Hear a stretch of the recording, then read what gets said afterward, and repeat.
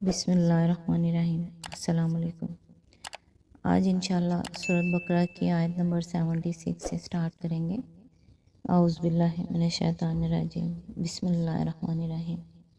آیت نمبر 76۔ محمد رسول اللہ صلی اللہ علیہ وآلہ وسلم پر ایمان لانے والوں سے ملتے ہیں تو کہتے ہیں کہ ہم بھی انہیں مانتے ہیں، اور جب آپس میں ایک دوسرے سے تخلیے کی بات چیت ہوتی ہے تو کہتے ہیں کہ بے وقوف ہو گئے ہو۔ ان لوگوں کو وہ باتیں بتاتے ہو جو اللہ نے تم پر کھولی ہیں، تاکہ تمہارے رب کے پاس تمہارے مقابلے میں انہیں حجت میں پیش کریں۔ اس کی تفسیر ہے، یعنی وہ آپس میں ایک دوسرے سے کہتے تھے کہ تورات اور دیگر کتب آسمانی میں جو پیشن گوئیاں اس نبی کے متعلق موجود ہیں، یا جو آیات اور تعلیمات ہماری مقدس کتابوں میں ایسی ملتی ہیں جن سے ہماری موجودہ روش پر گرفت ہو سکتی ہو، انہیں مسلمانوں کے سامنے بیان نہ کرو، ورنہ یہ تمہارے رب کے سامنے ان کو تمہارے خلاف حجت کے طور پر پیش کریں گے۔ یہ تھا اللہ کے متعلق ان ظالموں کے فساد عقیدہ کا حال۔ گویا وہ اپنے نزدیک یہ سمجھتے تھے کہ اگر دنیا میں وہ اپنی تحریفات اور اپنی حق پوشی کو چھپا لے گئے تو آخرت میں ان پر مقدمہ نہ چل سکے گا۔ اسی لیے بعد کے جملہ معترضہ میں ان کو تنبیہ کی گئی ہے کہ کیا تم اللہ کو بے خبر سمجھتے ہو؟ آیت نمبر 77۔ اور کیا یہ جانتے نہیں ہیں کہ جو کچھ یہ چھپاتے ہیں اور جو کچھ ظاہر کرتے ہیں، اللہ کو سب باتوں کی خبر ہے۔ آیت نمبر 78۔ ان میں ایک دوسرا گروہ امیوں کا ہے جو کتاب کا علم رکھتے نہیں، بس اپنی بے بنیاد امیدوں اور آرزوؤں کو لیے بیٹھے ہیں اور محض وہم و گمان پر چلے جا رہے ہیں۔ اس کی تفسیر ہے، یہ ان کے عوام کا حال تھا، علم کتاب سے کورے تھے، کچھ نہ جانتے تھے کہ اللہ نے اپنی کتاب میں دین کے لیے کیا اصول بتائے ہیں، اخلاق اور شرع کے کیا قواعد سکھائے ہیں، اور انسان کی فلاح و خسران کا مدار کن چیزوں پر رکھا ہے۔ اس علم کے بغیر وہ اپنے مفروضات اور اپنی خواہشات کے مطابق گھڑی ہوئی باتوں کو دین سمجھے بیٹھے تھے اور جھوٹی توقعات پر جی رہے تھے۔ آیت نمبر 79۔ بس ہلاکت اور تباہی ہے ان لوگوں کے لیے جو اپنے ہاتھوں سے شرع کا نوشتہ لکھتے ہیں، پھر لوگوں سے کہتے ہیں کہ یہ اللہ کے پاس سے آیا ہوا ہے تاکہ اس کے معاوضے میں تھوڑا سا فائدہ حاصل کر لیں۔ ان کے ہاتھوں کا یہ لکھا بھی ان کے لیے تباہی کا سامان ہے، اور ان کی یہ کمائی بھی ان کے لیے موجب ہلاکت ہے۔ تفسیر ہے، یہ ان کے علماء کے متعلق ارشاد ہو رہا ہے، ان لوگوں نے صرف اتنا ہی نہیں کیا کہ کلام الہی کے معنی کو اپنی خواہشات کے مطابق بدلا ہو، بلکہ یہ بھی کیا کہ بائبل میں اپنی تفسیروں کو، اپنی قومی تاریخ کو، اپنے اوہام اور قیاسات کو، اپنے خیالی فلسفوں کو اور اپنے اجتہاد سے وضع کیے ہوئے فقہی قوانین کو کلام الہی کے ساتھ غلط ملت کر دیا، اور یہ ساری چیزیں لوگوں کے سامنے اس حیثیت سے پیش کی گئیں کہ گویا یہ سب اللہ ہی کی طرف سے آئی ہوئی ہیں۔ ہر تاریخی افسانہ، ہر مفسر کی تعویل، ہر متکلم کا الہیاتی عقیدہ، اور ہر فقہ کا قانونی اجتہاد جس نے مجموعہ کتب مقدس بائبل میں جگہ پالی، اللہ کا قول ورڈ آف گوڈ بن کر رہ گیا۔ اس پر ایمان لانا فرض ہو گیا، اور اس سے پھرنے کے معنی دین سے پھر جانے کے ہو گئے۔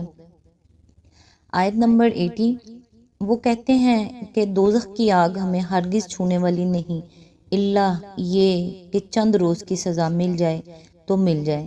ان سے پوچھو، کیا تم نے اللہ سے کوئی عہد لے لیا ہے جس کی خلاف ورزی وہ نہیں کر سکتا، یا بات یہ ہے کہ تم اللہ کے ذمے ڈال کر ایسی باتیں کر دیتے ہو جن کے متعلق تمہیں علم نہیں ہے کہ اس نے ان کا ذمہ لیا ہے؟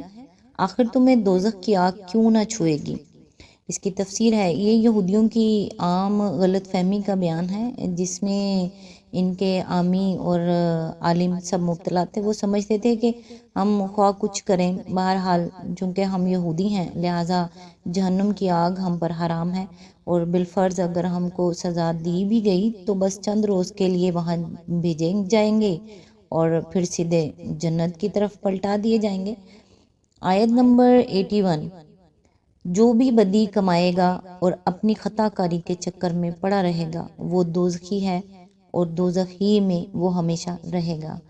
آیت نمبر 82 ہے، اور جو لوگ ایمان لائے ہیں اور نیک عمل کریں گے وہی جنتی ہیں اور جنت میں وہ ہمیشہ رہیں گے۔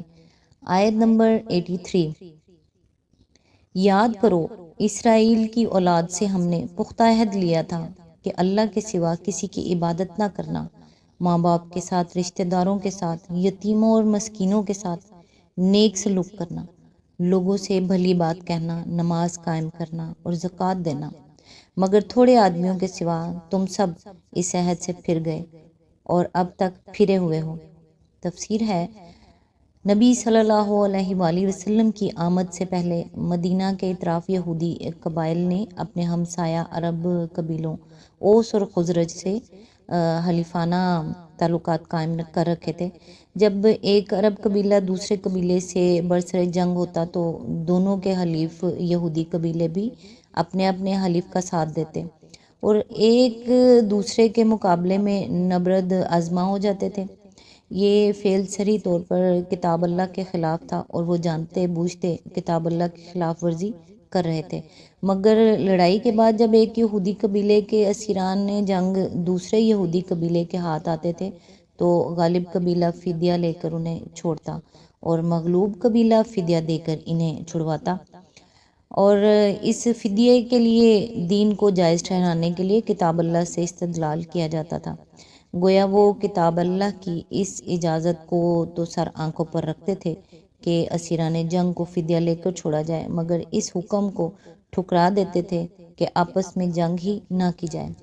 آیت نمبر 84، پھر ذرا یاد کرو ہم نے تم سے مضبوط عہد لیا تھا کہ آپس میں ایک دوسرے کا خون نہ بہانا اور نہ ایک دوسرے کو گھر سے بے گھر کرنا، تم نے ان کا اقرار کیا تھا، تم خود اس پر گواہ ہو۔ آیت نمبر 85، مگر آج وہی تم ہو کہ اپنے بھائی بندو کو قتل کرتے ہو، اپنی برادری کے کچھ لوگوں کو بے خانماں کر دیتے ہو، ظلم و زیادتی کے ساتھ ان کے خلاف جتھے بندیاں کرتے ہو، اور جب وہ لڑائی میں پٹے ہوئے تمہارے پاس آتے ہیں تو ان کی رہائی کے لیے فدیہ کا لین دین کرتے ہو، حالانکہ انہیں ان کے گھروں سے نکالنا ہی سرے سے تم پر حرام تھا۔ تو کیا تم کتاب کے ایک حصے پر ایمان لاتے ہو اور دوسرے حصے کے ساتھ کفر کرتے ہو؟ پھر تم میں سے جو لوگ ایسا کریں ان کی سزا اس کے سوا اور کیا ہے کہ دنیا کی زندگی میں ذلیل و خوار ہو کر رہیں اور آخرت میں شدید ترین عذاب کی طرف پھیر دیے جائیں۔ اللہ ان حرکات سے بے خبر نہیں ہے اور جو تم کر رہے ہو۔ آیت نمبر 86، یہ وہ لوگ ہیں جنہوں نے آخرت بیچ کر دنیا کی زندگی خرید لی ہے، لہٰذا نہ ان کی سزا میں کوئی تخفیف ہوگی اور نہ انہیں کوئی مدد پہنچ سکے گی۔ آیت نمبر 87، ہم نے موسیٰ کو کتاب دی، اس کے بعد پے در پے رسول بھیجے، آخرکار عیسیٰ ابن مریم کو روشن نشانیاں دے کر بھیجا اور روح پاک سے اس کی مدد کی۔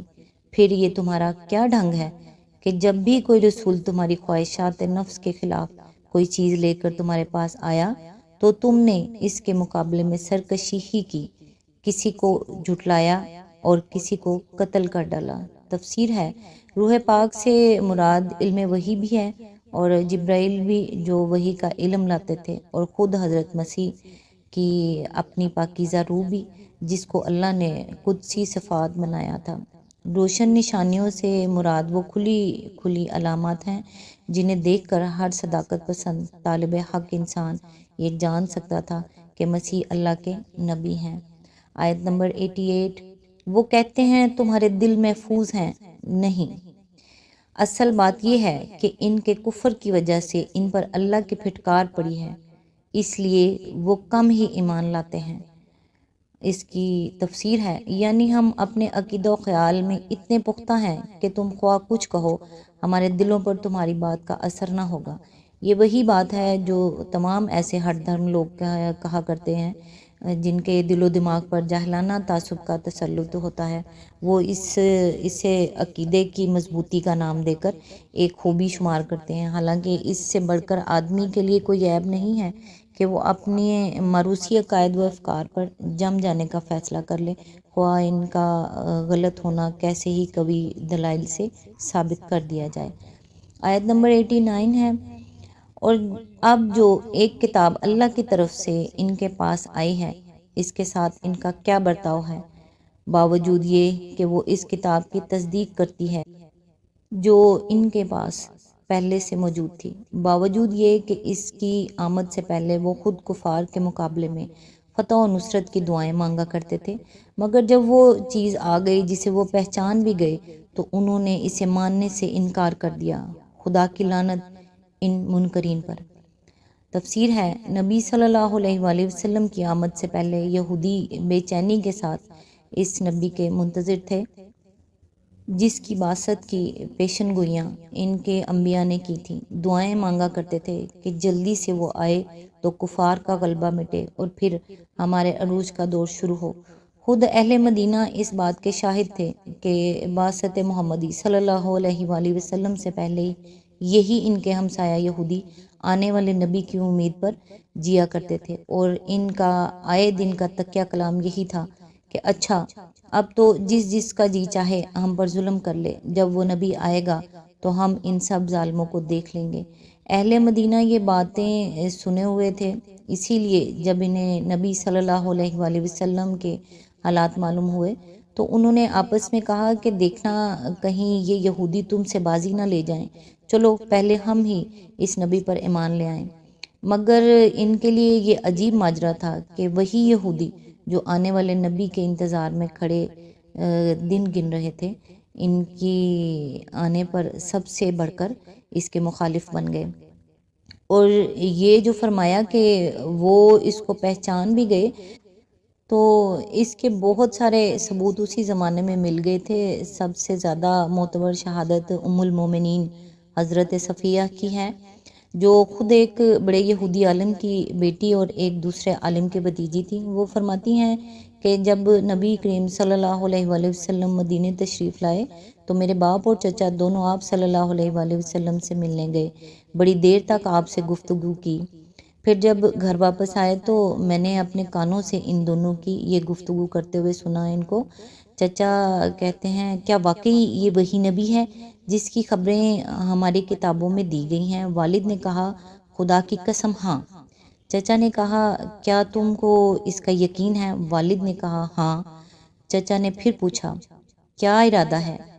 والد نے کہا جب تک جان میں جان ہے اس کی مخالفت کروں گا اور اس کی بات چلنے نہ دوں گا۔ آیت نمبر 90، کیسا برا ذریعہ ہے جس سے یہ اپنے نفس کی تسلی حاصل کرتے ہیں کہ جو ہدایت اللہ نے نازل کی ہے اس کو قبول کرنے سے صرف اس ضد کی بنا پر انکار کر رہے ہیں کہ اللہ نے اپنے فضل، وحی اور رسالت سے اپنے جس بندے کو خود چاہا نواز دیا، لہٰذا اب یہ غضب و بالائے غضب کے مستحق ہو گئے ہیں، اور ایسے کافروں کے لیے سخت ذلت آمیز سزا مقرر ہے۔ اس آیت کا دوسرا ترجمہ یہ بھی ہو سکتا ہے کیسی بری چیز ہے جس کی خاطر انہوں نے اپنی جانوں کو بیچ ڈالا، یعنی فلاح و سعادت اور اپنی نجات کو قربان کر دیا۔ یعنی یہ لوگ چاہتے تھے کہ آنے والا نبی ان کی قوم میں پیدا ہو، مگر جب وہ ایک دوسری قوم میں پیدا ہوا جسے وہ اپنے مقابلے میں ہیج سمجھتے تھے تو وہ اس کے انکار پر آمادہ ہو گئے۔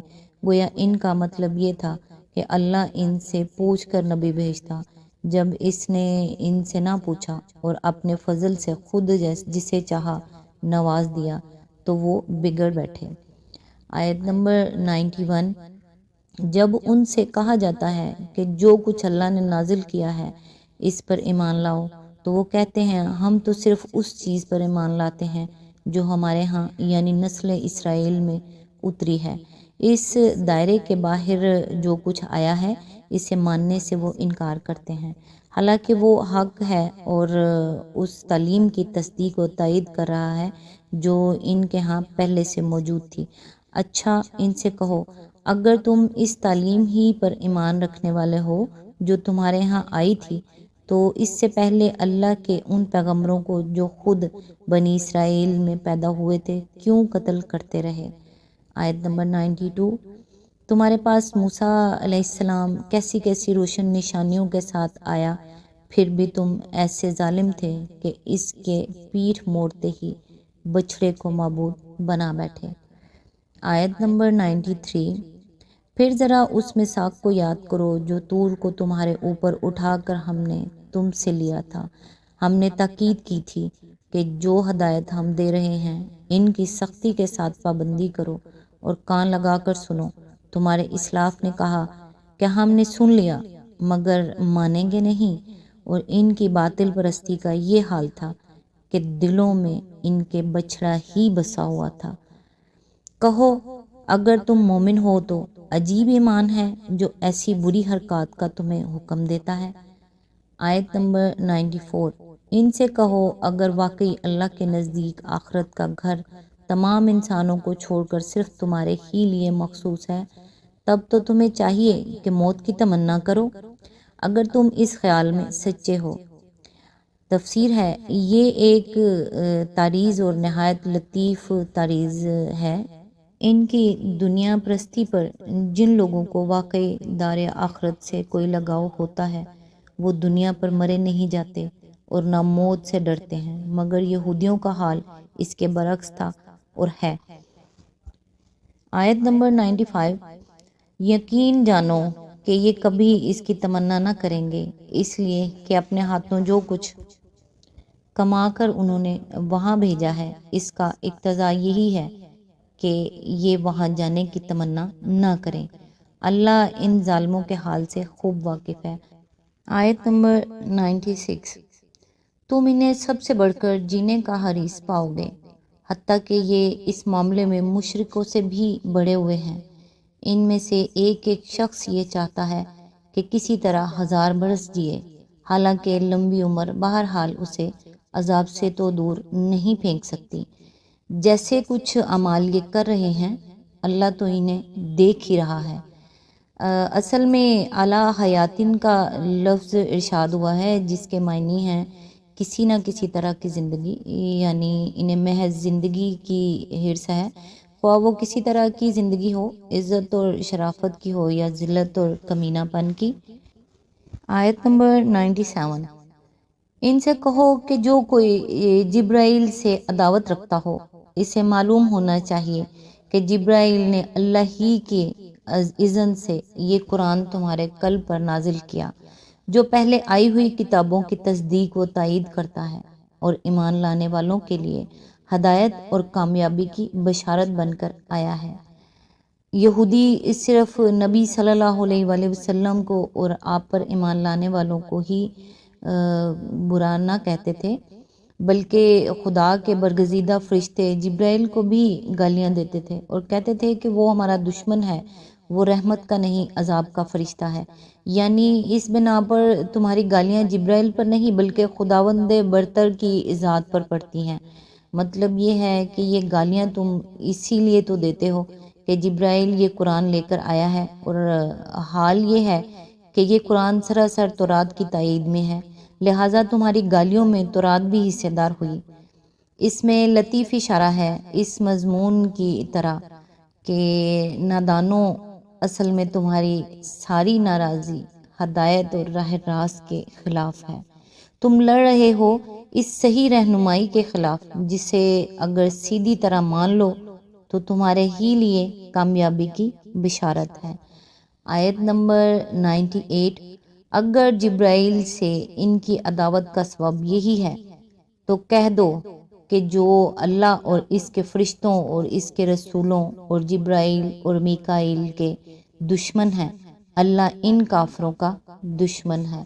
آیت نمبر 99، ہم نے تمہاری طرف ایسی آیات نازل کی ہیں جو صاف صاف حق کا اظہار کرنے والی ہیں، اور ان کی پیروی سے صرف وہی لوگ انکار کرتے ہیں جو فاسق ہیں۔ آیت نمبر 100، کیا ہمیشہ ایسا ہی نہیں ہوتا رہا ہے کہ جب انہوں نے کوئی عہد کیا تو ان میں سے ایک نہ ایک گروہ نے اسے ضرور ہی بالائے طاق رکھ دیا، بلکہ ان میں سے اکثر ایسے ہی ہیں جو سچے دل سے ایمان نہیں لاتے۔